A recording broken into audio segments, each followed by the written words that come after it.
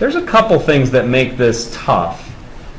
It says, use the factorization formula, x to the n minus a to the n equals this big mess. That big mess. And so I wanted to see partly, can you follow what a big formula like this says? So in order to use this big formula right here, right, one thing I need to decide is what does n equal for my case? N equals what? 5. Right? That's clear. N equals 5. And so if I try to follow that formula with n equaling 5, well, let's see if I can. So we're going to take that x to the n minus a to the n. See, the whole idea is that if you have x to the n minus a to the n, you can always factor it as x minus a times something else. X minus a times something else. And that's good for this problem, because then what am I going to do in the very next step? I'm going to cancel out the x minus a's. And then I'll be in good shape. Right now I can't put an a in. It'd be undefined. This is removing the discontinuity here. Okay? But using that formula up above is well, it's a challenge right there. By the way, this formula is not totally out there. Let me show you what I mean. You guys, do you guys know how to factor? Just for example, we'll kind of do this up here on the side and come back. We know that x squared minus a squared can be factored as x minus a times what? A plus a. Yep, x plus a. Right? That is actually an example of my formula. It's just that n equals what there? N equals 2. See, if you think about n equaling 2, then what you're doing is you're doing, well, x to the 2 minus 1 and a to the 2 minus 1. But what's 2 minus 1 is 1, so we don't write it down. Are you guys with me on this? Or I remember last time on the group work, last Friday, there was a problem where I had x cubed minus, I forget if it was 8. Yeah, it was 8. 8, of course, is also a perfect cube. What is it? 2 cubed, right? So we wrote it as x minus 2, and it was x squared plus 2x plus 4. But let me just say that that could also be done using this very general formula up above. You would just have to, since n, what does n equal in this example? N equals 3 here, so that's why this is 3 minus 1 is 2. And then you do 3 minus 2 is 1. So the powers of x go down, and the powers of a go up as you use the formula. So let me try to do now our problem. Problem, what number is this, guys? 71, thanks. So we're trying to do problem 71. And so I'm trying to use that formula up above. And so the very first thing I should write down is x to the n minus 1. And again, I'm noticing that n equals 5. And so I'm going to write x to the 4th. Does that make sense? Okay? And then I'm going to write plus what? Well, now it says x to the n minus 2. So I'm going to write x to the 3rd. And I'm going to write a, because that's part of the formula. And then I'm going to write x to the, what's n minus 2? Oh, no, now we want n minus 3. So second, yeah. X squared, and we're going to write a squared. And then it says dot, dot, dot. The powers of x are going down. The powers of a are going up. So we're going to get x a cubed, and we're going to get a to the 4th. And I'm off the map, but there we are. Does that make sense? So that's my first step. Now I cancel the x minus a's. So I get the limit as x approaches a of, well, that big parentheses is all that's left now. X squared a squared plus xa cubed plus a to the fourth. Sorry about the mess there. All right, am I allowed to plug in a now? Yes. Okay. I would say that this function, to use my word from next week, this function is continuous at x equals a, right? The old fraction wasn't. You couldn't plug in a or you'd be dividing by 0. But this function is continuous at x equals a. It's almost like we had the whole we colored in, a removable discontinuity. And so I go ahead and I substitute in a for x. Let's see what we get. We get a to the fourth. We get a cubed times a. We get a squared times a squared. We get a times a cubed, and we get, well, we already had a to the fourth there. So what do you have? A to the fourth plus a to the fourth plus a to the fourth. Okay. So what do we get? 5a to the fourth. And I think that's the answer in the back, right? That should be the answer.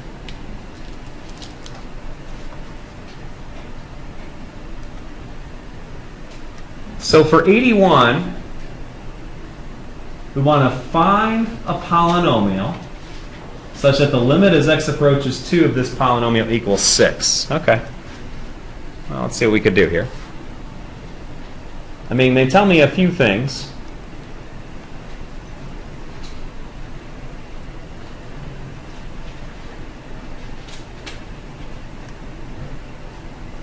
So,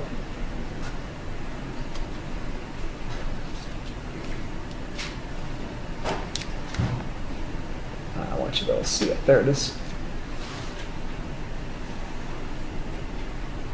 P of x for 81 is a polynomial x squared plus bx plus c. What do we need? We need the limit as x approaches 2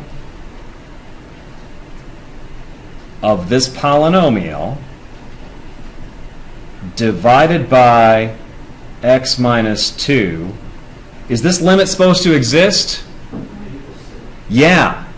It's supposed to exist and actually equal 6. But the fact, just the fact that it's going to exist tells me something about what we want to have happen with this polynomial. What do we want to have happen? We want it to be that you can take that polynomial and you can factor it. Okay? And what do we want one of the factors to be? Why? It has to be able to cancel out with x minus 2. You guys follow that? So we need this. We know we need this to be x minus 2. That's your first hint. Matter of fact, if you knew what you wanted the other factor to be, you'd have it. Right? Because then you could just multiply these together, you could see what b and c equal. So do we? Do we have any idea what the other factor should be? Well, think about how these problems work. You're going to try to get 6. How? You're going to do this. You're going to write limit as x approaches 2. You're going to have x minus 2 times something over x minus 2. This is x, I don't know what it is yet, right? Minus unknown.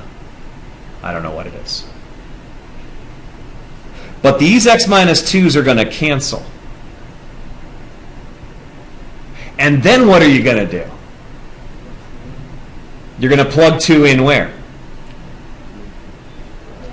2 in for the x, right? So you're going to get this little equation. 2 minus, I don't know, equals 6. I would say you have enough information at this point, right? You could figure out what the question mark is. Once you know what the question mark is, you can come back here, figure out what that is, and you can figure out what B and C are. Okay? I think that's enough info for that one.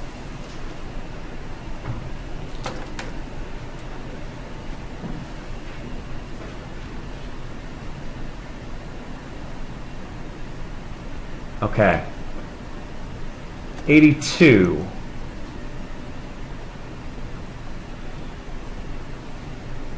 A problem from relativity theory. The theory of relativity.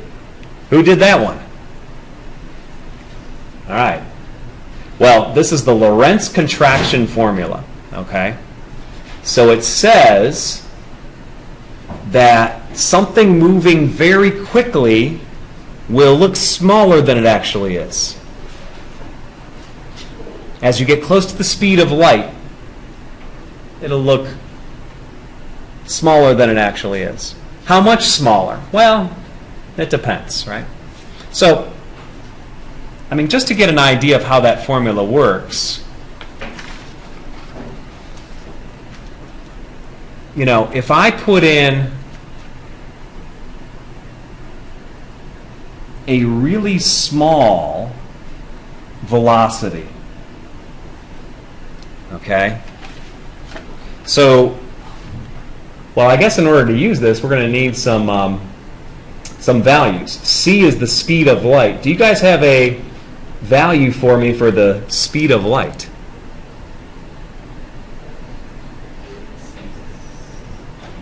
Then we're out of luck if we don't have that, right? What's that? 3 times 10 to the 8th meters per second. I've heard that before. My father used to tell me it's 186,000 feet per second. Okay? He was an engineer, so we had these kind of discussions at times. So, anyways, if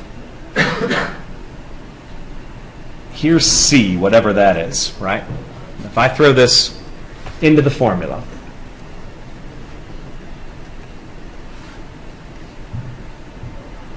and here's V squared. Okay, let's see if I can answer some of these questions. It says part L, or part A. What is the observed length of the ship if it's traveling at 50% of the speed of light? Oh, thankfully, I guess I don't really need to know what C is.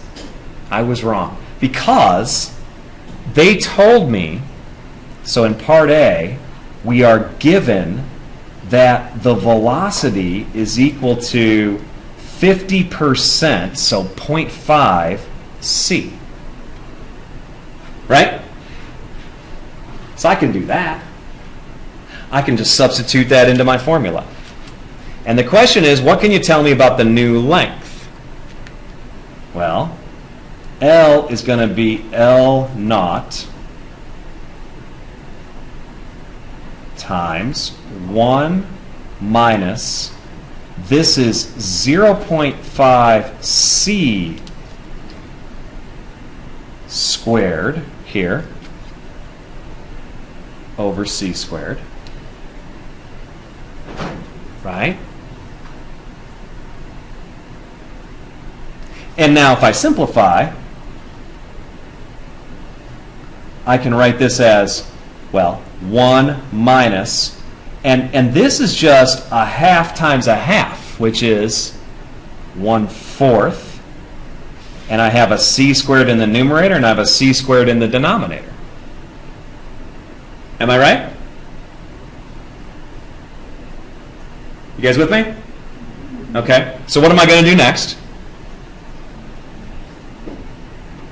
We cancel the c's. We get L naught times the square root of, well, 1 minus 1/4 is 3/4. And so I think what I just determined, see, this is L. L is going to be L naught times radical 3 over 2. Right? So what's radical 3 over 2? We should get a decimal value. Calculator. That's certainly a number I see a lot. Here, let's do square root of 3 divided by 2. 0.866. So we're at about 87% of the actual length. It doesn't look as long as it actually is. My kids just watched Jurassic Park. Objects may be closer than they appear in the mirror, right? I mean, that's kind of what's happening here. So that's part A. And then they asked me to do the same thing for part B. And it says, in parts A and B, what is happening to L as the speed of the ship increases? Well, again, when you go faster and faster, L is going to look smaller than it actually is. Now, part D. Find the limit, blah, blah, and explain the significance of that limit. All right, I think that's worth thinking about. So let me just jump to D, and then I'll be done. Because that's where the calculus is happening, right? When we start doing limits. D. So this says, limit as V approaches C from which side?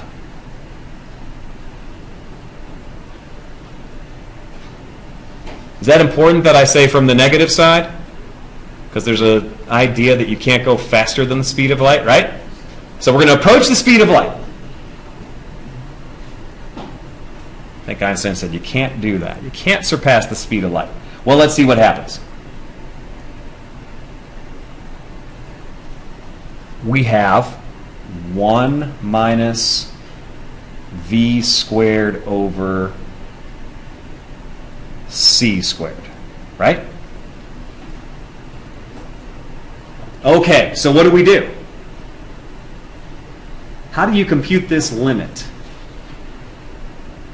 Well, we replace the v with c. Are we allowed to do that? We're allowed to do that if the function is continuous, right? Now, do you guys know anything about the square root function?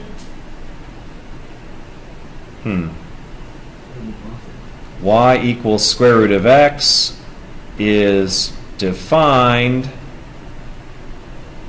for x greater than or equal to 0, too, right? Isn't that true?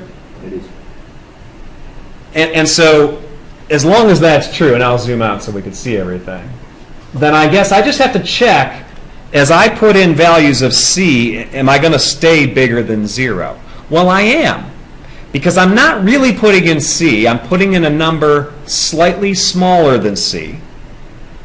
And so this fraction here is a little bit smaller than what? 1, right?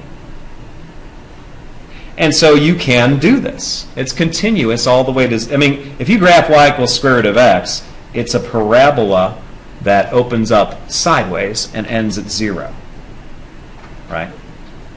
So what I'm really doing here is I'm picturing, as I approach c, you get L naught times the square root of 1 minus c squared over c squared. So you get L naught times the square root of 0, which of course is what? So what's the significance? As the velocity got closer and closer to the speed of light, we would look at the spaceship and we would say its length is getting closer and closer to what? 0. So it would vanish if it went the speed of light? That's pretty remarkable.